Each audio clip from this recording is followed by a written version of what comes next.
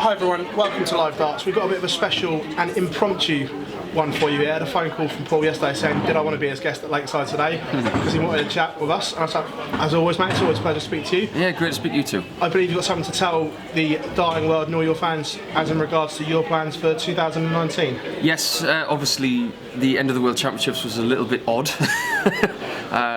With defeats for like Ian White and Gezi Price and Dimitri Vandenberg. I was pushed out to 65th in the world, so that has taken me off the tour, and so my last chance saloon was to see whether Corey Cadby would renew his membership, and obviously he has. I've since been told that, so my decision is to not go to Q School in about a week's time. Reasons behind that is because I just don't feel like I am good enough at this point in time to get through Q School. I don't want to go there and be absolutely flogged and see my confidence wither even more. There have been times in 2018 where I played really well, especially around May, June time. But I think I need a little bit of time away to try and find a formula to almost get my invincibility factor back, because I don't have that right now. I need to find out what was going right in 2010, 2011, 2012. As opposed to the last few years where I've had a period of mediocrity, and I'm not prepared to live with that. I think I need to go away and find a formula to possibly work on a game where I can return in 2020. And it's not one of those times where I'm saying I might come back in 2020. I am going to Q School in 2020. If there was a form for me to sign right now, I would. So it's just a case of doing different things in 2019, but Q School's just going a bit too quick, and we'll just work on the game, work on the head, and go forward in 2020. Was that an absolute heartbreaking decision to have to make? Calling the game in for Luke Humphries against Vandenberg is possibly the hardest thing I've ever done media-wise in darts, because I knew that when Luke was hitting that double that my card had been lost. I've got to pay tribute to David Croft, who came up to me the next day and said he understood the complexity of that, and he said it was great that you were professional enough to call that in. It must have been tough. It was very tough. I wasn't right for a good week after that. I felt it was a good job I had TalkSport to work for, because it kept my mind occupied, but I was really down on myself. I felt like I'd made improvements in 2018, but they weren't good enough, and I'm man enough to say that the decision that I've made since then has not been easy. The knee-jerk reaction that you would normally get is, all right, let's go to Q School and try again.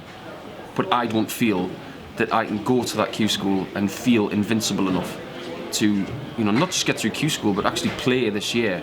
I feel like I need to pick and choose a bit, work on my darts, work on my game, work on my head, and reboot myself as a person in my 40th year. I think maybe I just need to have a little bit of fun and get myself ready for 2020. Talked about obviously TalkSport. Barry came into the TalkSport commentary booth at the Palace, yep. And you had a conversation with him, and he urged you to go to Q School, didn't he? He did. He said, I believe in the progress you've made in the last 12 months, and I do too. I think there have been really good improvements, but over the last 5 years I've had problems with my wrist. It still gives me a little bit of jip now, so I can't practice enough. I think my mind is probably the one thing I've got to work on the most.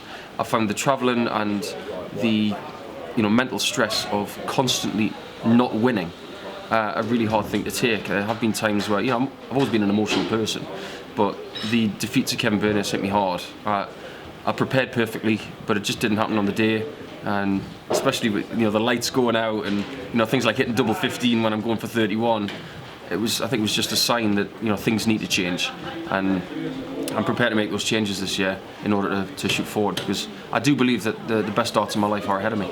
Was it a tough juggling act in 2018 between the asset on stage that we all see and then Paul Nicholson, the media pundit, commentator? Was that a tough juggling act as well? Yeah, it was, because the year previously in 2017 I had some media work, of course. I worked at Lakeside, I worked with the PDC on their European tour doing commentary for that, which I adore. I think everybody who works on those productions does a fabulous job.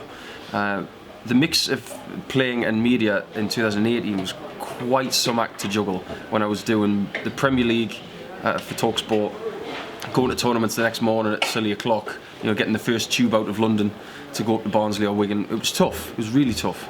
And I found myself being a zombie on Mondays when I go back from a weekend.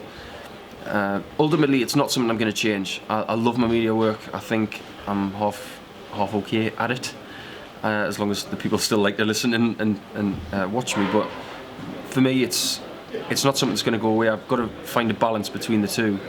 I don't want to stop playing darts, and I won't stop playing darts in 2019. I will play some events that I'm allowed to play in. I'll probably look at soft tip. I'll probably look at some other independent stuff. I desperately want to win the Portland Open, so that is probably at the top of my list at the back end of August up in Inverness. So yeah, we will play darts, but I want to spend some time working on my game and my head, and ultimately 2020 come back with more of a factor of people to fear me as a player, because I don't think they do anymore. I think every person and player in the PDC needs an invincibility factor. I don't think I've got that anymore. I need to do what the likes of Nathan Aspinall and those kinds of players do. They get up there and they just bash people. I haven't bashed anybody in a while, and I need to find out how to do that. As well, you talked about reflection across the year 2018 from a fan point of view and also a colleague. I think you had a great year. The way you performed on the Euro Tour. Yep. Then going into the Worlds, we spoke at Minehead, and I didn't think there was a scenario that you do your talk. I'm just being honest. I didn't see that coming. Yep. When you look at the results that happened, do you just think it's fate and one of those things? Because some of the results, I don't think any of us called in the scenario that happened at Ali Pali. I think you're absolutely right. I went into Ali Pali and I was thinking about beating Kevin Burness. That was the only thing that was crossing my mind. I didn't even factor in that losing my card was a possibility. So when I've got statos on the internet saying this and this has got to happen, and it made me aware, I thought, hang on a minute, I can lose my card here. But then working for TalkSport from the 20th of December, I started seeing the scenarios get smaller and smaller and smaller, and I started to feel more sick and more sick and more sick.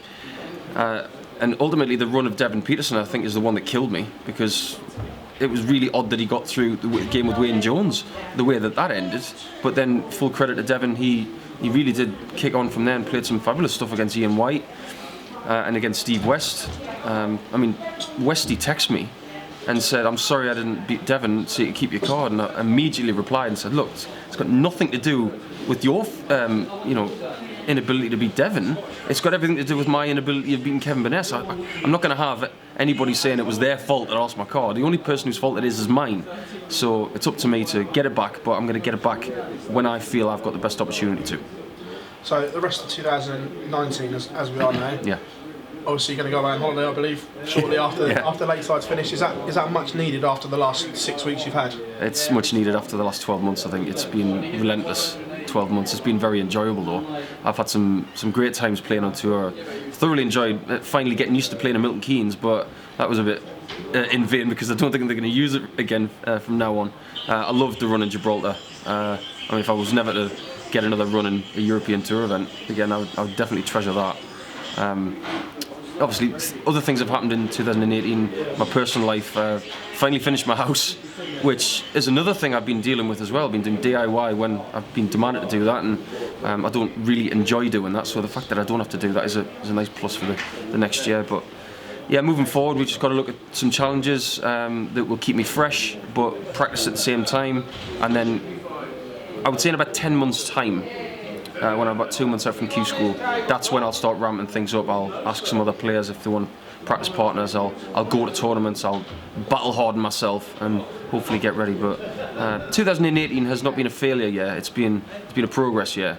But at this point in time, the break is much needed, and the holiday is very much needed. Obviously as well, you're still in a very exclusive club, player to win a televised PDC major. Mm-hmm. Obviously that was a while ago now. Do we still think, or do you still believe that game is within you to go and do it again? I'm definitely capable of doing 96 and 92 averages, which is exactly what I did in the semis and final. But I don't do it on a more consistent basis. Averaging 85 in a World Championship game is horrifying to me. I can't stand that.